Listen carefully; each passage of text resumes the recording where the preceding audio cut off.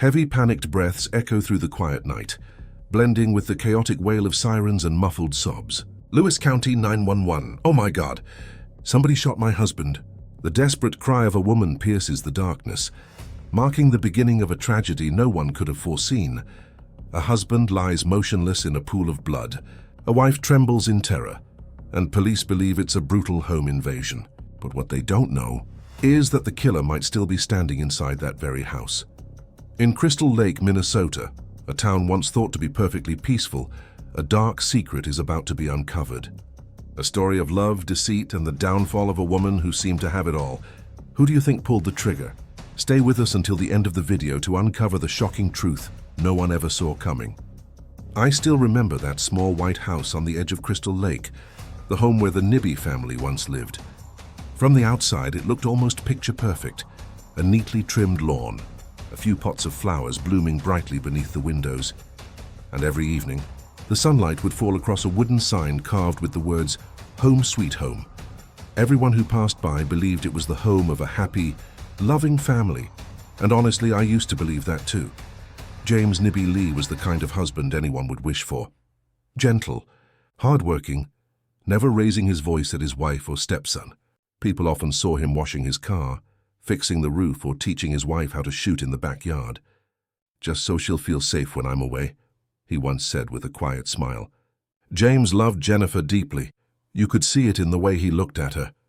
No one could have imagined that the very gun he bought to protect his wife would one day end his life. Jennifer, his wife, worked as a nurse, constantly juggling long, exhausting shifts that often stretched late into the night. She was kind, polite, always smiling to her neighbors. But looking back now, that smile seemed to hide something. Exhaustion, sadness, maybe even despair.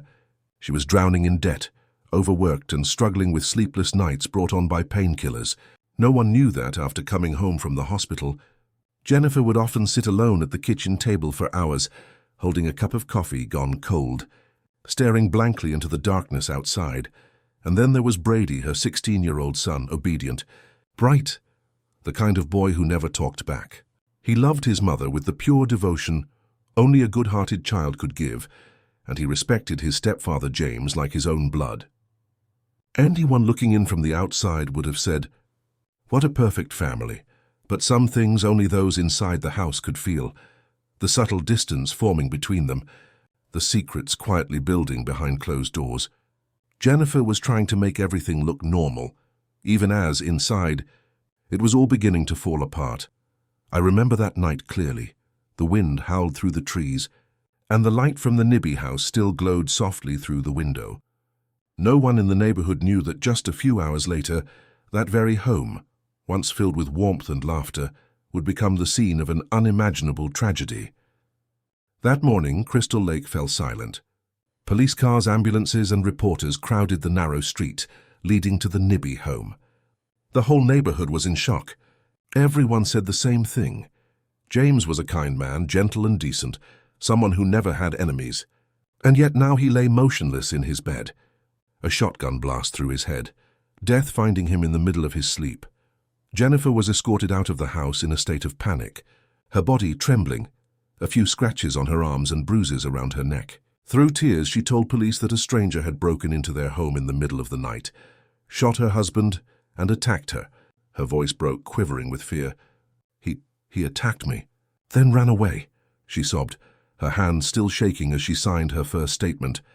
But to investigators, something didn't sit right. The house showed no signs of forced entry. The locks were intact, no windows were broken, no unfamiliar footprints in or around the home, and most importantly, nothing was stolen. Wallets, jewelry, credit cards, everything was exactly where it should be. If this was a burglary, what had the thief come for?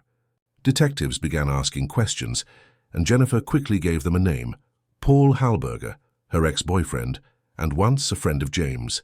She claimed that during the attack, she recognized his voice.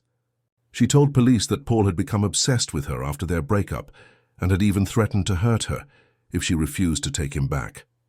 The news spread through Crystal Lake like wildfire. A fragile woman, a murdered husband, and a jealous ex-lover with a dark past. It all fit together perfectly, like something out of a crime drama. Police wasted no time in tracking Paul down. During questioning, Paul appeared confused but calm. He admitted to dating Jennifer in the past, but said they had ended things years ago. When the murder happened, he was at work with witnesses, security footage, and electronic keycard logs to prove it. His alibi was airtight. That's when a new thought began to creep into the minds of the investigators. If it wasn't Paul, and there was no real intruder, then what exactly was Jennifer hiding? No one could say for sure if those bruises and scratches on her body were the work of a mysterious stranger, or if she had inflicted them herself. The police didn't say a word, but their eyes told a different story. The sympathy they once had was gone, replaced by quiet, watchful suspicion. And that was the moment the investigation took a sharp, unexpected turn, a direction that none of us, not even the detectives themselves, could have seen coming. A few days after James's funeral, the air in Crystal Lake still felt heavy, as if something important had been left unsaid. Jennifer returned to that house, now silent, filled only with the faint scent of incense clinging to the walls. She appeared on a local news segment, her voice trembling as she said, "My husband's killer is still out there." People watching felt sympathy for her. She looked broken, fragile. But for the investigators, the seed of doubt had already begun to grow. When detectives revisited the crime scene for the second time, they started noticing details they had missed before. The front door was intact, no signs of forced entry, no pry marks on the locks, no unfamiliar footprints in the snow outside, except for those belonging to Jennifer and her son Brady. Everything was too neat, too perfect, far too clean for a real break-in. Inside the living room, a chair lay tipped over, a rope and a kitchen knife scattered across the carpet. But when forensics examined them, every single item turned out to belong to the Nibby household. No foreign objects, no unknown fingerprints. It was becoming clear. Someone had staged the scene. Brady, the 16-year-old son, was called in for questioning. He sat with his head down, his voice shaking as he spoke. "I was sleeping in the basement. Mom woke me up when the police arrived. I didn't hear any gunshots." His statement offered no new leads, only confirmed one thing. Brady had no idea what had happened. The innocence in his voice left a hollow ache in everyone who heard it. While Brady struggled to understand why his stepfather was dead, detectives quietly expanded their focus to Jennifer. They obtained warrants to search her phone, her computer, even her locker at the hospital where she worked. And soon the first real cracks began to show. In her personal journal, investigators found shaky, emotional entries, pages filled with complaints about debt, exhaustion from work, and one chilling line about James, "He's driving me crazy." Her phone revealed text messages, fragments of a rekindled connection with another man, Greg Nielsen, her ex-boyfriend. Individually, these things weren't enough to prove guilt. But together they painted a troubling picture, one the police could no longer ignore. Jennifer continued to play her role, the grieving widow, the devoted mother struggling to move on. But behind closed doors, under the dim kitchen light, she was someone else entirely, restless, anxious, unraveling. From that moment on, in the eyes of the police, Jennifer Nibby was no longer just a victim.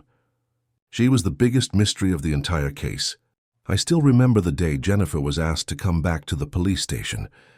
No handcuffs, no shouting.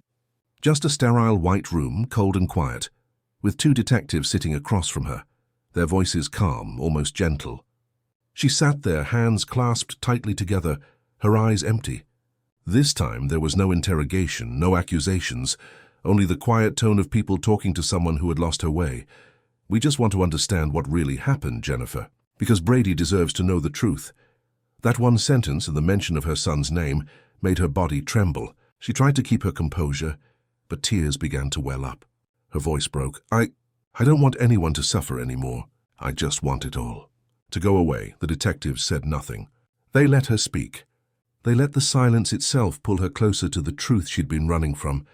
Jennifer began to talk, at first about the small things, the stress from work, the bills piling up, the sleepless nights numbed by pain and pills. She admitted she had become addicted to tramadol, the pain medication she had been prescribing for herself. As a nurse, she knew it was wrong, but the addiction had grown stronger than her willpower. Then she spoke about James, the husband everyone in town admired. He was a good man. But he didn't understand me, she whispered, eyes fixed on the table. Her voice trembled with guilt. We argued more and more. He lost his job, and I had to work 2, sometimes 3 shifts just to keep the house going. I was exhausted, always exhausted, but he never saw that. A long silence filled the room. Jennifer took a deep breath, and then came the words no one expected. Sometimes I felt like I was outside my own body. I knew what I was doing, but also not. I'm not that kind of person. She looked up, tears streaming down her face, and whispered. I pulled the trigger. Oh my God, this is not me. The room went completely still. The 2 detectives exchanged a glance, then lowered their heads. No one spoke. Jennifer collapsed forward onto the table, clutching her head, her muffled sobs echoing in the sterile air. That confession wasn't born out of pressure. It was the collapse of a woman who had tried to stay strong for far too long. From a devoted wife to a murderer, from a symbol of love to an emblem of guilt. Jennifer didn't just fall into crime. She fell into the darkest corners of her own mind when she whispered, I just want to be forgiven. Just once, someone in the room quietly turned away. No one could tell if Jennifer's tears were for her guilt or for the terror of realizing that every layer of the life she'd built to hide behind had finally crumbled to dust. Jennifer began recounting that night, August 31st, 2010, in a voice so soft I had to lean in to hear her. She said everything started out so normal, or at least it looked that way. She and her son had dinner. James was smiling, asking about their day, the same gentleman he always was. But when Brady went to bed and only the 2 of them were left awake, the air inside the house suddenly felt heavy. She said that night she took a few tramadol pills, more than usual, because she couldn't sleep. I just wanted my mind to stop thinking, she whispered. She sat alone in the dark living room, listening to the clock ticking, feeling every second tighten around her chest. Inside her, fear, anger, guilt, and addiction all collided into one chaotic blur. I didn't even know who I was anymore, she said. Around 5 a.m., Jennifer woke up from a restless dream, her heart pounding, hands trembling. James was still fast asleep in their bedroom. She said that in that moment, her mind went completely blank, no voice, no reasoning, only a vague, overwhelming urge to end it all. She walked to the corner of the room where James had left the shotgun, the same one he'd bought for her to practice shooting. He said it would make me feel safer, she murmured, her voice breaking. She opened the box of shells, loaded 1 round, and picked up the blanket from the foot of the bed.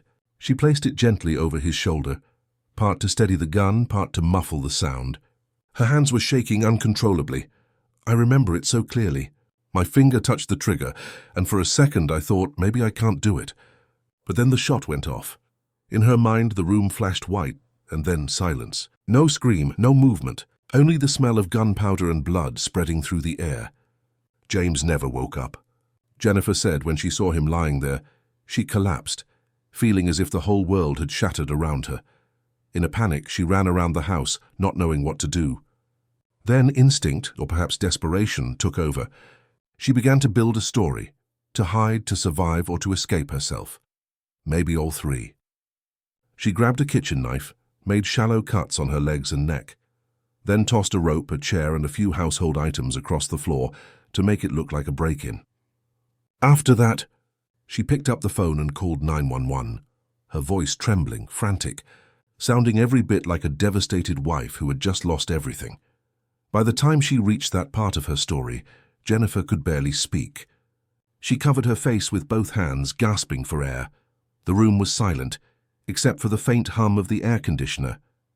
One of the detectives spoke softly. She killed the man who taught her how to hold a gun. No one said another word. Because in that moment, the truth was no longer just a statement. It was a confession written in blood and tears. It was the tragedy of a woman who destroyed everything she had ever loved, simply because she could no longer face the darkness inside her own soul. When the police finally released the results of their investigation, the entire town of Crystal Lake fell silent. There was no longer any doubt. There had never been an intruder that night.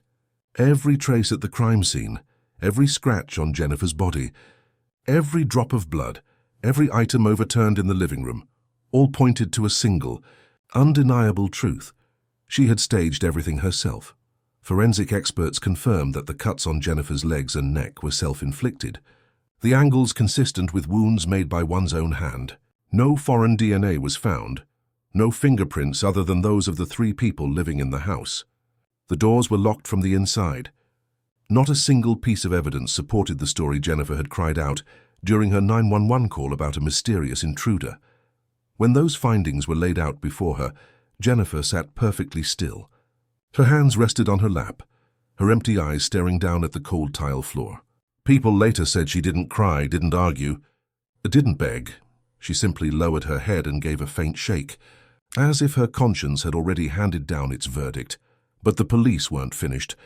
They went through the Nibby family's financial records, and what they found chilled everyone. Just 3 months before James's death, he had signed a $200,000 life insurance policy, naming only one beneficiary, Jennifer.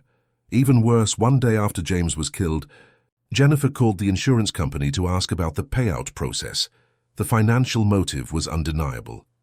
But that wasn't all. When investigators searched Jennifer's phone, they discovered dozens of intimate text messages between her and Greg Nielsen, her former boyfriend, messages filled with affection, flirtation, and plans to meet just 2 days after James's death. Those texts were the final piece, the last puzzle fragment completing the picture of guilt, a woman crushed by debt, addicted to pills, lonely, and caught in an affair. A husband who loved her, trusted her completely and gave her everything, even the weapon that would end his life. And then, driven by greed and despair, she pulled the trigger. When the lead investigator read the full account aloud, Jennifer whispered softly, "I never thought it would go this far." In the stark light of the interrogation room, the white fluorescent glow cast across her face, pale, exhausted, hollow, and yet, strangely, there was a faint trace of relief. She had lied, manipulated, and murdered. But in the end, it was the truth itself that destroyed her completely. There were no longer any true victims in this story, only a shattered family, a mother who lost herself, and a boy condemned to live the rest of his life knowing that the woman he once loved most was the one who killed his stepfather. And sometimes in the real world, the truth doesn't bring justice. It only leaves behind a pain that never fades. In 2012, nearly 2 years after the tragedy at Crystal Lake, the name Jennifer Nibby Lee appeared once again on the morning news. But this time, it wasn't the image of a grieving wife crying on television. It was a prisoner, dressed in an orange jumpsuit, head bowed low before the judge. The Minnesota District Court delivered its verdict: 25 years in prison for first-degree murder. With time already served and good behavior, she could be released in 2027. When the sentence was read aloud, Jennifer didn't cry, didn't plead, didn't protest. She simply nodded slightly, her eyes hollow and tired, as if she had known all along that this day would come. Her attorney stood up and tried to defend her. He argued that she was a victim of emotional abuse and depression, that for years she had lived under the crushing weight of work, financial strain, and addiction. He said she wasn't a monster, just a woman pushed beyond her limits. But no matter how many reasons were given, nothing could justify taking another person's life. The prosecutor said only one sentence, one that everyone in the courtroom would remember. She didn't just kill her husband. She killed trust, love, and her own son's belief in what family means. In the audience, Brady Brown, then 18 years old, sat in silence. He didn't speak. He only looked at his mother one last time before she was led away in handcuffs. His eyes weren't angry, just empty, hollow, and unbearably sad. The kind of look only a child could have when he realizes he's lost both parents on the same day. Now more than a decade has passed. Jennifer still sits in the Minnesota Correctional Facility, her hair streaked with gray. Sometimes Brady, now a grown man, visits her. They sit on opposite sides of a thick glass wall, their hands pressed against the cold surface that keeps them apart. No one knows what they say to each other. Perhaps they don't need to speak, because some pain is simply beyond words. If you listen again to that 911 call, "Somebody shot my husband," you'll notice something chilling. That wasn't the voice of an actress. It was real. The raw, terrified scream of a woman who had just killed her husband in a storm of panic and despair. No one could have imagined that the woman crying for help was the very one who pulled the trigger. Pressure, loneliness, addiction, they can twist love into tragedy. And sometimes the devil isn't out there. It's inside us. The screen fades to black. The final image, Brady standing outside the prison gates, staring into the distance as the wind brushes past him. From afar, the faint recording of that 911 call plays once more. Fading slowly beneath a cold, haunting melody. Lewis County 911. Oh my God, somebody shot my husband. And though the story ends, its echo lingers, a reminder that some truths never stop haunting those who hear them.